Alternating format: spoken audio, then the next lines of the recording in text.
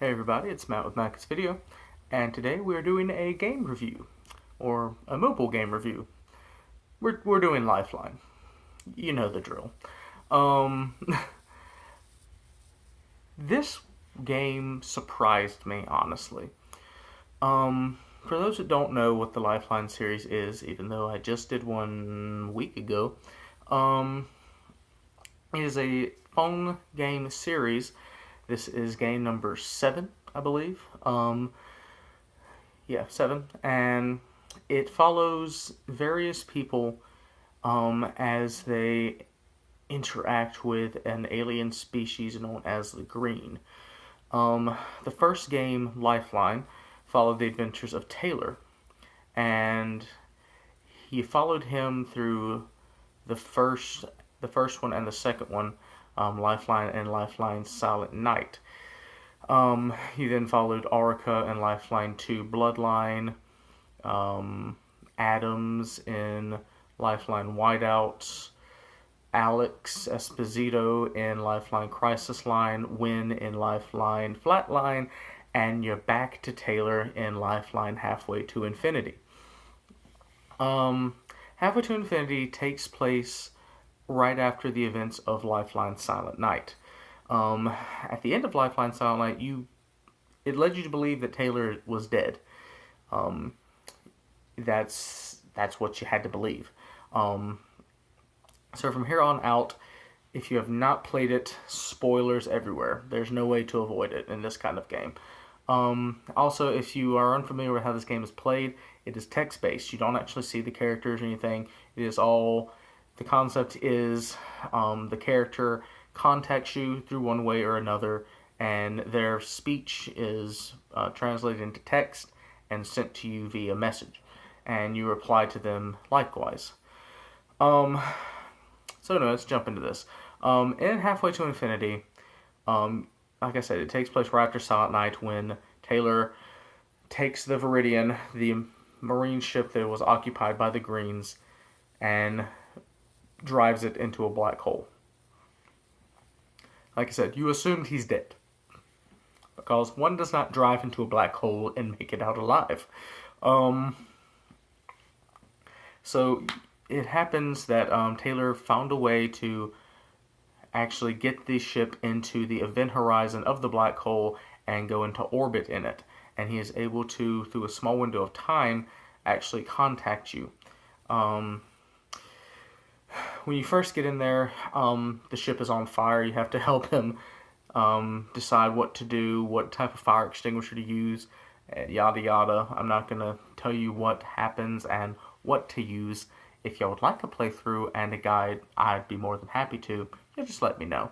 But anyway, so the thing I liked about this game was you got Taylor back. Taylor was by far my favorite character in this series.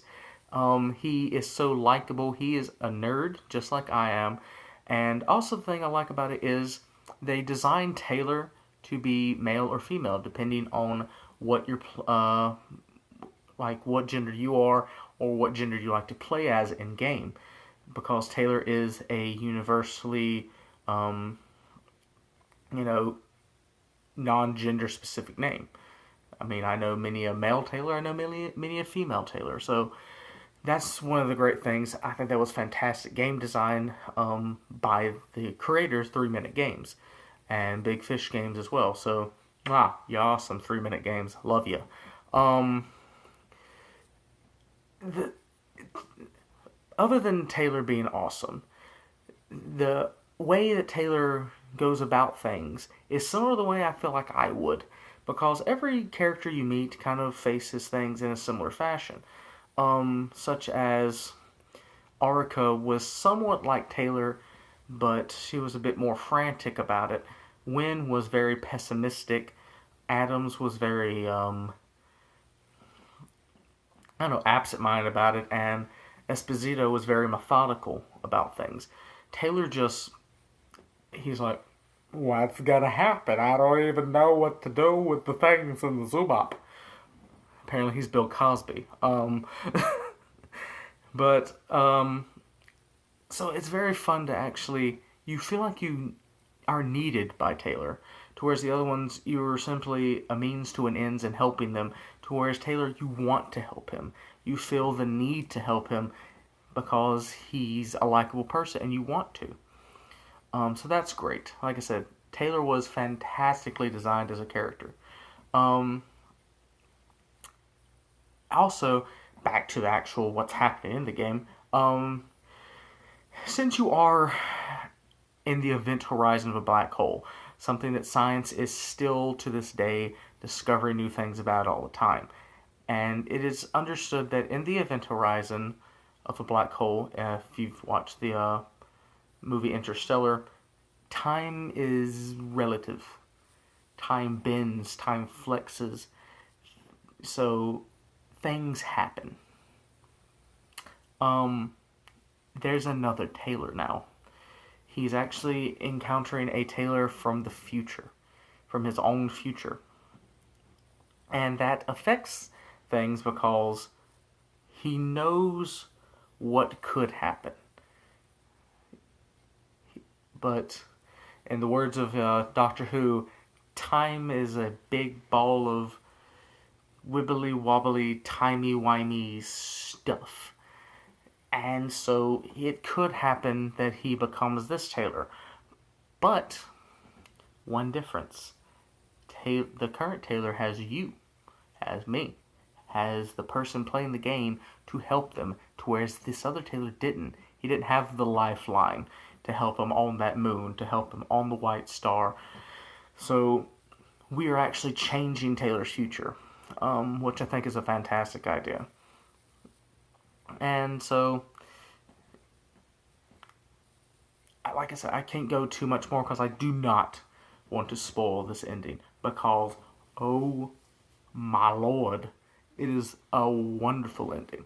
Like, it puts you on the edge of your seats and leaves you there, which most of the time would make me angry. But this one, because Lifeline, the 3 Minute Games, has such a great ability to spit these games out like every month, it seems like. I mean, I feel like since I started this channel, I've reviewed all 7 games. In the year span that I've done this channel, I've done 7 games. That's a lot. I mean, granted, it is a simple game to make, but it's an immersive game all the same. So, like I said, I feel like I'm just showering praises onto 3 Minute Games for making this, which they deserve it. I highly believe they deserve it.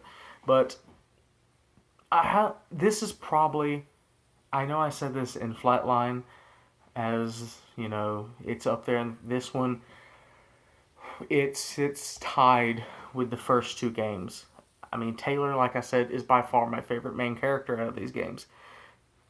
And it's to the point to where these games are meshing. And I feel like because of the ending of this game, things are finally going to start coming together to where all the different storylines in this series are finally going to mesh, are finally going to come to a head.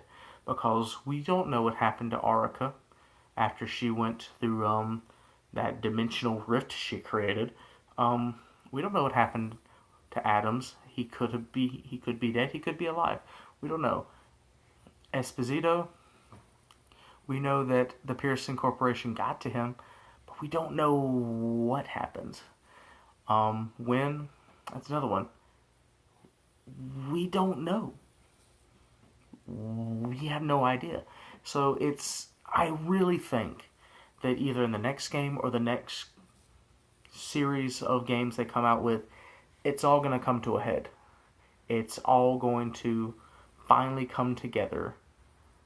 I feel like the story is finally starting to wrap itself up, which makes me sad because I love these games. Love them to death. I love these games more than some console and PC games I've played, and this is a phone game. Phone game. I never thought I would say I loved a phone game this much, but I highly recommend going to it. It is on the Play Store and it is on the App Store. It is $2, and this one's runtime's about 2 days. Like I said, it all is in real time, so you know when he naps, he naps. You have to wait for a while. So everything is based on time, but it's not based so much on your timing. You don't have to like, oh God, if I don't respond, he's going to die. No, you can pace it the way you need to. And I was proud of myself. I thought I beat this game without dying once, and I was wrong. I got the bad ending. I technically finished the game without dying. I just got the bad ending. So I went back and got the good ending. So close.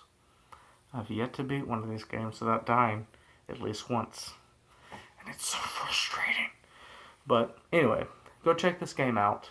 Let me know in the comments below what you think about it. Um, yeah, I will try to put the playlist of my Lifeline reviews up in this corner or this corner, one of these corners. And yeah, so that's all for me today, guys. Christmas is coming up, so Merry Christmas. I will have a special video up on either Saturday or Sunday to really wish y'all Merry Christmas. It's something special that I put together for you guys, so hope you enjoy it, and I will see you in the next video.